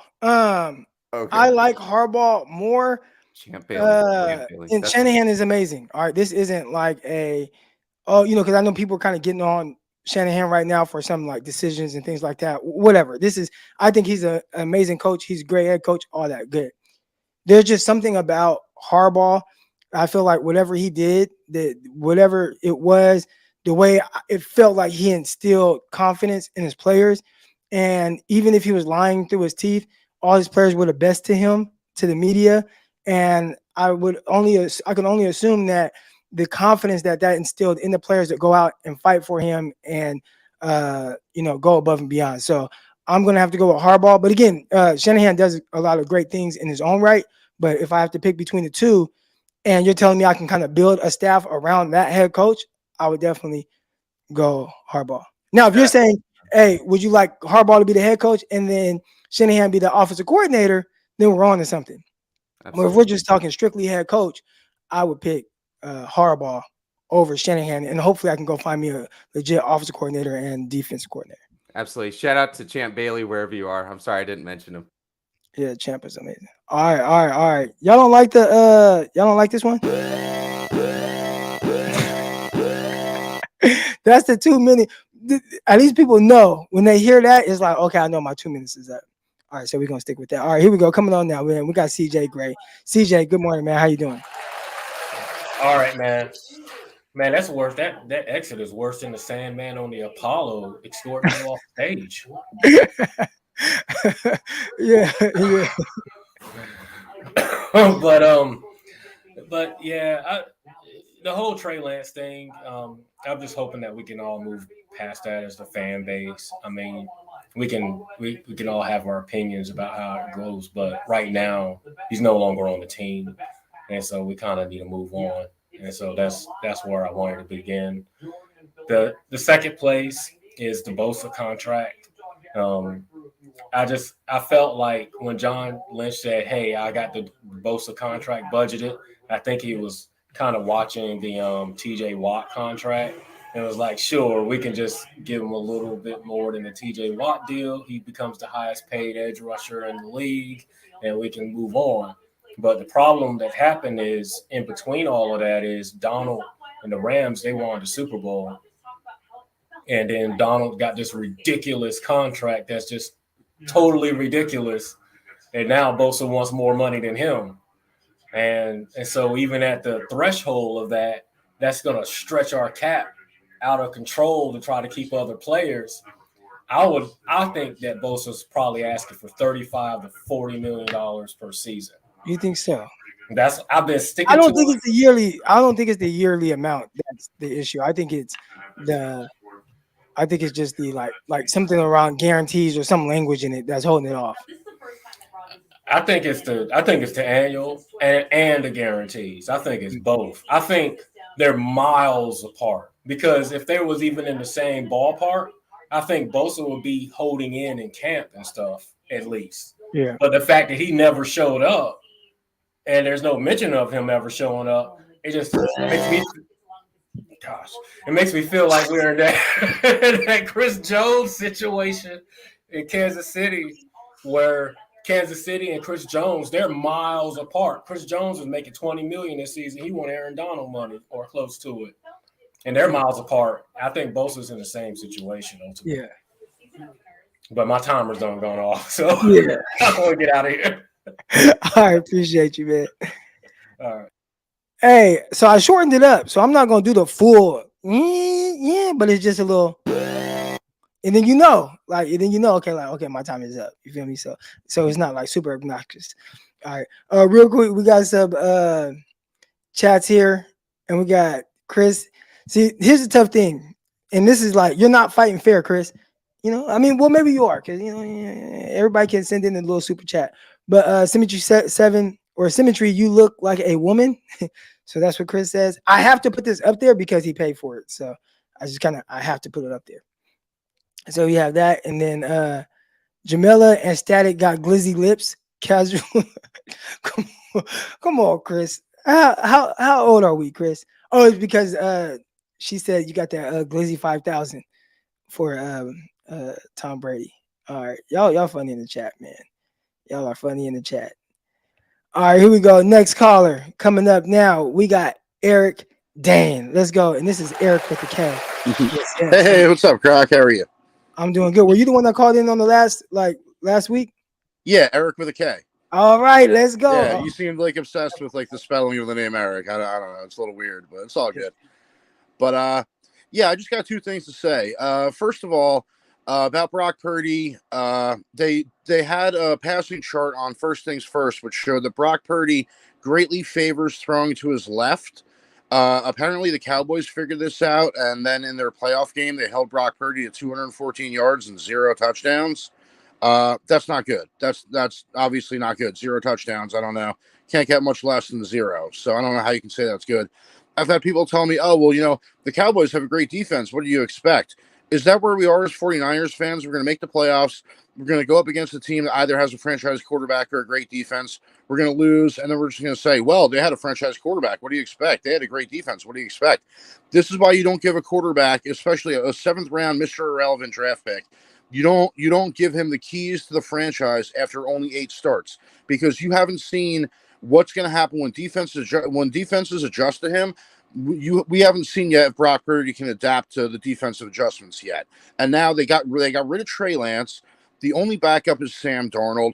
He's not good enough to win a Super Bowl. Everybody knows that. They're putting all their eggs in the Brock Purdy basket, and they don't even know if he is a franchise quarterback. They don't even know if he's going to be able to adapt to what defenses are throwing at him. That's the first point I wanted to make. The second thing I wanted to make is just big picture about team construction, right? If you look at the last 30 years in the NFL, there are 2 ways to win a Super Bowl. You either have a great defense, in which case you're knocking at the door every year, and then maybe 1 year you break through and win a Super Bowl, maybe, but it's not guaranteed. You could win 1. You're not going to win more than 1. The Ravens had one of the best defenses of all time. They only won 1 Super Bowl. The Tampa Bay Buccaneers had a great defense for a decade. Rondé Barber, Warren Sapp, they only won 1 Super Bowl. So the ceiling for this kind of team construction is 1 Super Bowl. You look at the teams that win more than 1 Super Bowl, it's all franchise quarterbacks. Tom Brady, Patrick Mahomes, stuff like that. Okay. Now look at this, Kyle and John, look at this regime ever since they came in. What has their priority been? I think that when Kyle came in, he said to himself, I'm a great offensive coach. I can make any offense work. I just need to build up the defense. So first year, Solomon Thomas. Second year, first draft pick, Eric Armstead. Nick Bosa. Eventually, a couple years ago, Javon Kinlaw. You could tell by the way they've drafted, their priority has been to build up the defense. They have made no effort to get a franchise quarterback. So at the most, their ceiling is maybe 1 year we can win 1 Super Bowl, maybe. And I just completely disagree with the strategy. Kyle Shanahan is a great offensive coach, but look what happened when he had Matt Ryan. We had an actual franchise quarterback. They made it to the Super Bowl. They almost won. They had a 28-3 lead. I just disagree with the strategy. I think it's obvious their strategy has been to build up the defense. I think it's obvious if you look at the NFL history that has a ceiling of only 1 Super Bowl at the very most, if you're lucky. And I think it's obvious if you look at the recent history in the NFL, you need a franchise quarterback to win multiple Super Bowls. And with the way that they prioritize the quarterback position, they don't care about that. I mean, you can't tell me they keep talking about how they want to win now. Oh, we're in win now mode. How does trading away Trey Lance a year after 4 quarterbacks got injured, not 1, not 2, not 3, 4 quarterbacks got injured, you're going to trade away Trey Lance for a 4th-round draft pick next year, and you're going to tell me that puts you in better position to win now? I mean, I just don't see it. I think that this team has a ceiling. If you have a great defense and an average quarterback, your ceiling is to maybe win 1 Super Bowl. Maybe they will one of these years. Maybe they won't. And at some point, we're going to have to consider, are they ever going to win a Super Bowl without a franchise quarterback? Are we going to get sick and tired watching guys like Patrick Mahomes, et cetera, adding more rings? At some point, are we going to say, and I thought they learned this lesson a couple years ago when they traded up for Trey Lance. I thought they realized, okay, we really do need a franchise quarterback. No, we're right back in the same position. Kyle thinks, I just need a great defense. I can coach up anybody. Give me Mr. Irrelevant. I can make him work. Yeah, maybe for an 8-game sample size when everyone around him is healthy. But is Brock Purdy the caliber of quarterback if Trent Williams goes down, if Christian McCaffrey goes down, if George Kittle goes down? Almost every player on offense has injury problems. Deebo Samuel's missed games due to injuries. Is Brock Purdy the kind of quarterback? Hold on. But Eric, with a K, I think the pushback on that would be how many quarterbacks would be able to continue to play at the level we saw Brock play at last year with those guys going down? Or are you saying just at different times? Because we did see him play without defense. I mean, Patrick Mahomes, they traded away Tyreek Hill, and Patrick Mahomes won the Super Bowl the next year. If you're an elite quarterback, you can elevate the players around you. Yeah. So, I think now, again, I'm talking about franchise quarterbacks, top 10. Yeah, I understand it's a small group of players and you're not guaranteed to get one. But my point is, without one, you're at most your maximum is winning one Super Bowl. And with the way this team is drafted and with the way this team has prioritized, I think it's obvious they've prioritized defense over offense. It's worked to get them in the playoffs. So far, it hasn't worked to win a Super Bowl. And I'm starting to doubt if it ever will. If we can't ever get a franchise quarterback, I think we're going to make the NFC Championship games, maybe to make it a Super Bowl. But in order to win a Super Bowl, you're going to be going up against a team from the AFC. You're going to have to beat either Patrick Mahomes, Joe Burrow, Josh Allen, Trevor Lawrence, Lamar Jackson, Aaron Rodgers, Justin Herbert. You're going to have to beat a franchise quarterback to win a Super Bowl. And if you look at the last 30 years in the NFL, that's not very likely. More likely, the franchise quarterback is going to win than the great defense. 9 times out of 10, the franchise quarterback is going to win, not the team with the great defense. I hate to say it. We have a question right here for you, and it says Harbaugh or Kyle, and why? Which Harbaugh, John or Jim? I'm assuming Jim. Oh, honestly, I might go with Jim just because, like, he built up his quarterbacks. Like, he resurrected Alex Smith's career. He put a lot of confidence in Alex Smith. You look at everything that Kyle did from the moment that Trey Lance got drafted. Oh, just from a human perspective, as a human being, because these aren't robots out there. This isn't Madden. These are human beings. From a human perspective, everything that Kyle did would naturally have killed Trey Lance's confidence. Benching him the first year, not drawing up any plays for him, running him up the middle like a fullback, not even giving him a chance to compete in his third year. Not only did he not build up his franchise quarterback, but he kind of tore him down. And I think Jim Harbaugh would have, at the very least, gotten the most out of Trey Lance. He would have had the guts to commit to Trey Lance. Jim Harbaugh did commit to Colin Kaepernick. He built up Alex Smith. He resurrected Alex Smith's career. I think at the very least, Jim Harbaugh would have understood we need to prioritize the quarterback position. As a former NFL quarterback himself, we need to build that player up. This is our best chance to win. And also, those 49ers teams did have a great defense too. He didn't neglect the quarterback position while also building up the defense. He tried to do both. It seems like with Kyle, his attitude is, I had Matt Schaub had over 4,700 yards in a season. I can do this with any quarterback. So far, that has not been the case. I hear it. And then one thing I will touch on as well, when you talk about getting the most out of Trey Lance, right? We don't know what the most out of Trey Lance is, right? But whatever that is, we feel strongly that Harbaugh would have got the most out of it. Now, the most out of it could be, goddamn, end up being Kellen Mond. And it just might be, well, Trey Lance just isn't good. Or it could be, a top 10 quarterback in the league, but we weren't. At least we would know, though. At least we would know. At least if they had fully committed to Trey Lance, if they had built him up, made him the franchise quarterback, instilled some confidence in him, if they gave him 2 years, we would know everything we need to know about Trey Lance. If he got hurt both years, we would know that he's injury prone. If he stayed healthy and played poorly and then never improved, we would know that he's just not going to get it. If he started off poorly but then started to improve, we would know that his trajectory is going up and there's a chance. If he played great, obviously we know he's a franchise quarterback, but at the very least we would have enough information to be able to make a reasonable determination about what's going on. And as of right now, they've written Trey Lance off after 4 starts, and they've handed the keys to Brock Purdy after 8 starts. I think that in both cases they've made snap decisions that just not having enough information. I like Brock Purdy. I am concerned that without the arm strength, if he's not able to throw to the entire field, defenses are going to adjust the same way they did with Jimmy G. They're just going to stack the parts of the field that he can throw to. And without the arm strength, you can't zip the ball past those defenders. You need guys to be open. And if they only need to guard half the field, it's going to be difficult to get guys open consistently enough to win a Super Bowl. Gotcha. All right. Good stuff. Good stuff. Eric with a K. Appreciate you coming on. All right. Thanks, Croc. Have a nice day. All right. Sometimes, Eric with a K, when he comes on, it's kind of like, I just got to let him go. Now, here's the thing. You can agree, you can disagree, whatever. But I do think that the way it comes off to me is like not like this emotional thought thing behind like some of the things that he says. I think it's just, hey, man, like this is how I'm seeing football. It's good football talk. I like that. I can appreciate good football talk. That doesn't feel like it's super over the top or whatever. So good stuff from Eric with a K. All right, we got Gammon here. He says Symmetry 7 and Chris, they need a call in. So if they want to, kind of come on and go at it for, a few minutes on here, I got you. And I won't even hit you with the all right, won't even hit you with that. All right, here we go. The last caller that I do have coming on though. We got Ben Myerson. Ben, how you doing this morning? Oh, dude, I'm doing great. How you doing, Kyle? I'm doing good. I see you got something different going on with the hair right now. And then you got the little frosted tips and everything. Yeah. Low key look like you're about to be. I don't know how you're kind of younger, so not sure if you're familiar with like Backstreet Boys, but you kind of have that vibe going on right now. I mean, I've seen the pictures, so I didn't quite live it, maybe like you did, but I know what I it looks definitely like. lived it. Yeah, I did. Yeah. No, yeah, doing something different. It's summer, man. You gotta have fun. Plus, I'm still young. I got some great hair, man. I gotta do something. Is that a shot at me because I'm bald headed? No, All right, not a shot at you at that all. was just too much low blow. We're gonna remove him right now. No. I'm joking. No.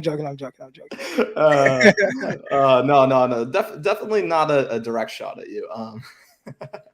No, man, I just wanted to talk through the Trey situation a little bit. I know everyone's got their opinions and people are really upset about it. I think, the thing that I'm kind of stuck with, the thought that keeps racking my mind right now, because we got to move past this at some point. And hold on. You just ran your fingers through your hair. Like everything that you do as it pertains to your hair, I'm feeling like it's a shot at me because I can't do it. Like, I can't run my hands through my hair.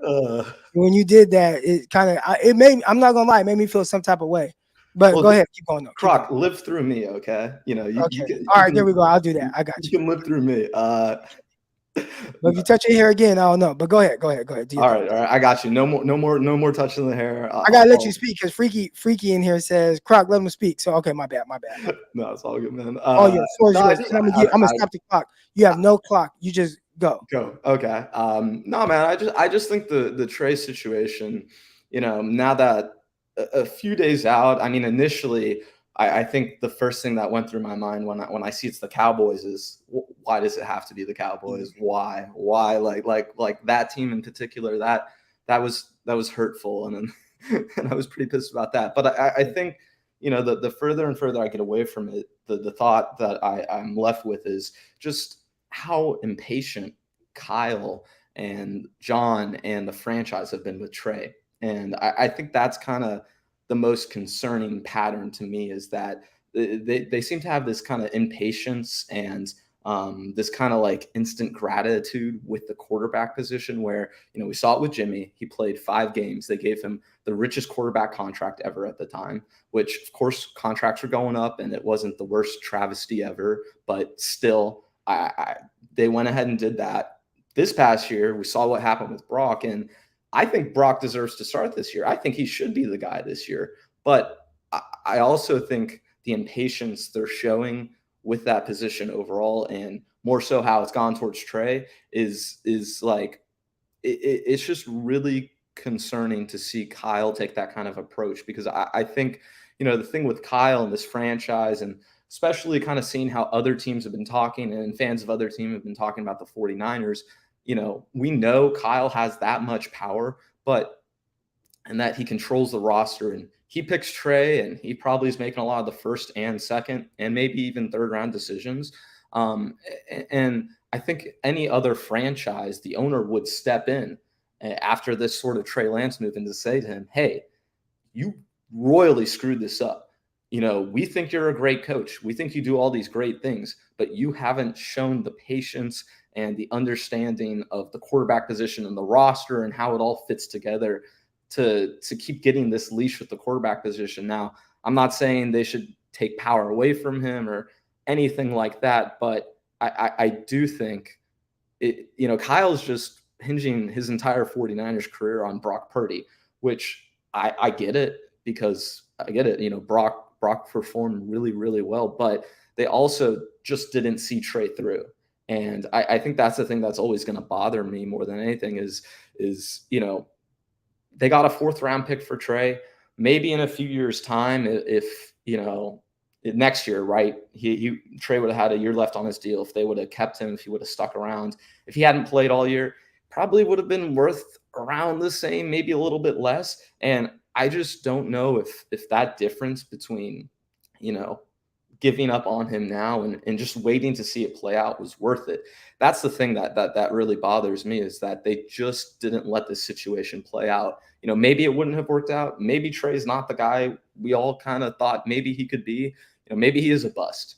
But I don't know if he's a bust right now. I think the move makes him a bust, but I don't know if Trey Lance is a bust. And that's kind of the thought that's been racking my mind, is that it's really troubling that Kyle gives up on a player that they were so confident in and so convicted in. And maybe that kind of just shows that they didn't have that confidence and conviction. And I'll let you talk in a sec. The one last thing that I've really been seeing this past weekend was there was an interview from Ari Merov from the 33rd team with one of Kyle Shanahan's former, like one of the front office people that he worked with. And he basically explained that, hey, with Kyle, once he feels a certain way about a player, and once he kind of makes up his mind mentally about how he feels about a guy, his mind it's made up. And it seems like, I saw Chris Sims talking about how Kyle loves Sam Darnold. He always loved Sam Darnold. He was really interested in him coming out of the draft. I just think the second they made that move in the offseason, the second they acquired Darnold, it was over for Trey, man. And I think that's like the really concerning part, is that after 2 years of 4 starts and some unlucky injuries, you just give up on a guy. And I think some fans and some fan bases would say, hey, most teams wouldn't give up on their first round picks like that. It's great that the 49ers got off of it.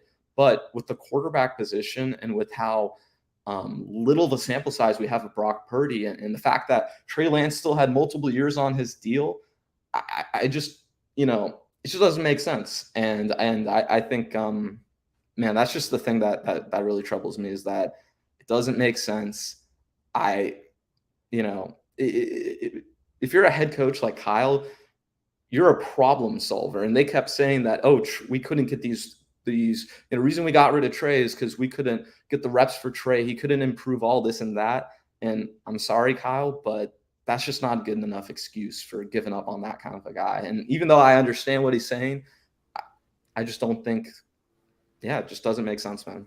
I'd say the toughest thing too, because you go out there, you read, TV. I got Good Morning Football on right now. They were talking about this situation, and you've seen a lot of people. I think even like Ian Rappaport or Adam Schefter, one of those guys were like, Sam Darnold just beat out Trey Lance, and anybody that was at the practices, even like the reporters as well, they tell you like, it's not quite what we saw.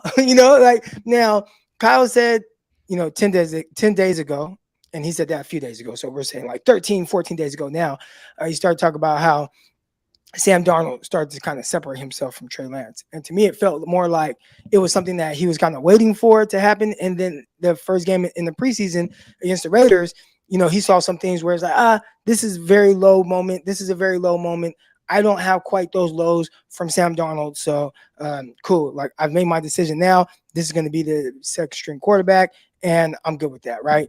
And I don't think from that point on there was anything that Trey could have done then, or even probably prior to it as well. He probably already had his mind made up. But it was tough for Trey. And the part where I feel bad about, because at the end of the day, listen, it is a business and you understand that. But when you listen to Trey Lance talk about this situation in the offseason, he's like, man, look, like, I understand what Brock Purdy did.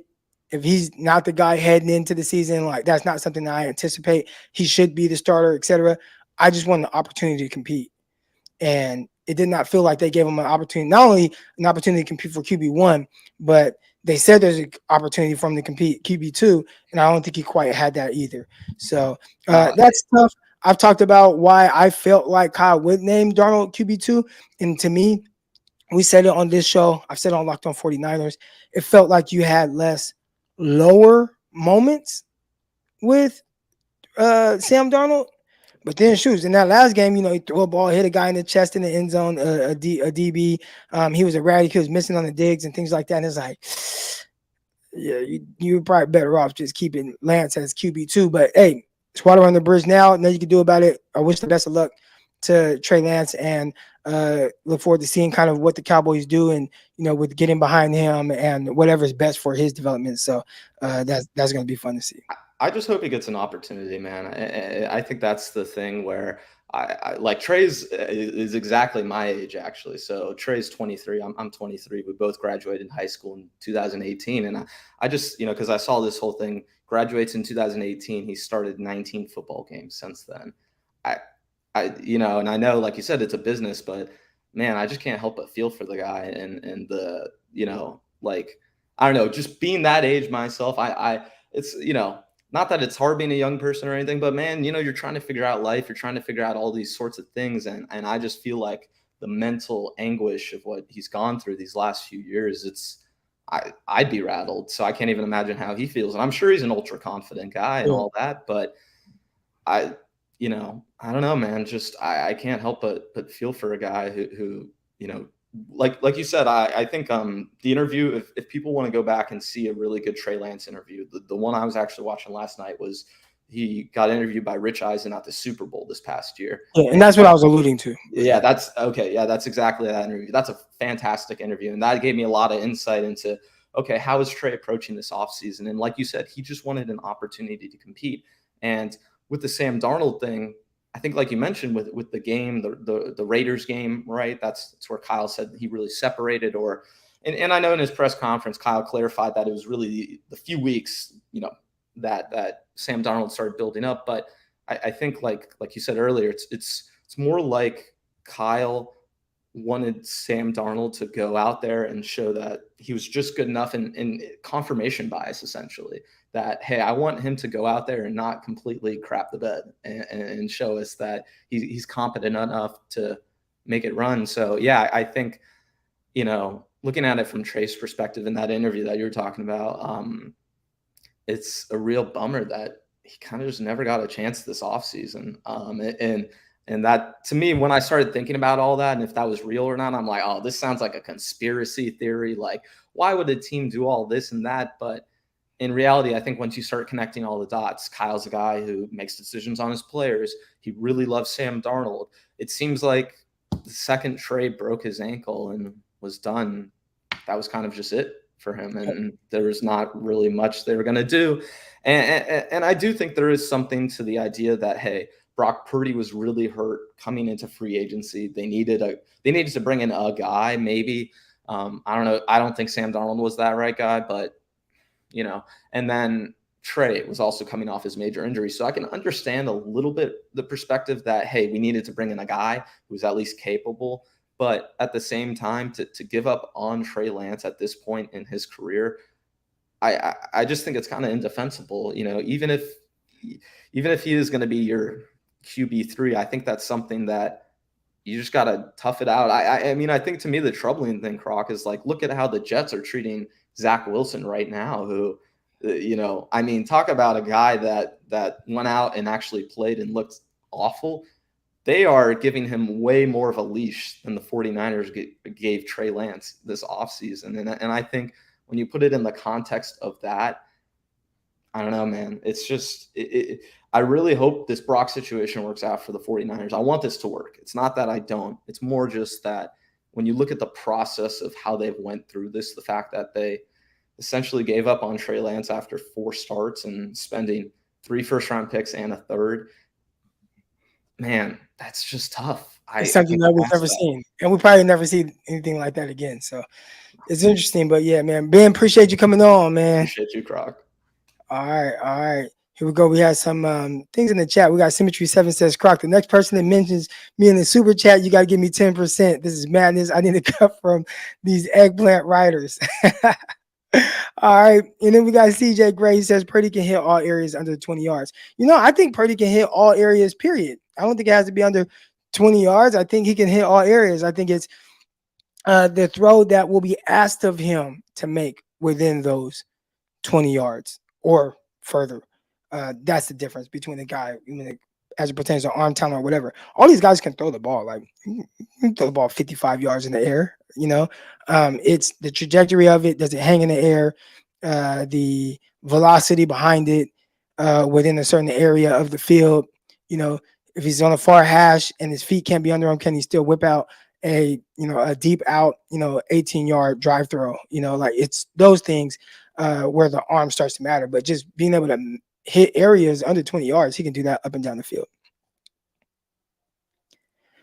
All right, man. Appreciate everybody who has definitely tuned in to the show this morning. Again, make sure y'all Like and subscribe this video. I have the link below where you can listen to the audio version of this, Spotify, Apple, all that good stuff. So make sure you guys click that if you want to hear that. Subscribe to all that good stuff. We got Underdog Fantasy, promo code Crocky. They'll double your deposit up to $100. So get on that. Especially we got the season long odds and everything out right now. So go check that out. And I'll see y'all tomorrow morning, 8 a.m. Pacific live. I'm out. Peace.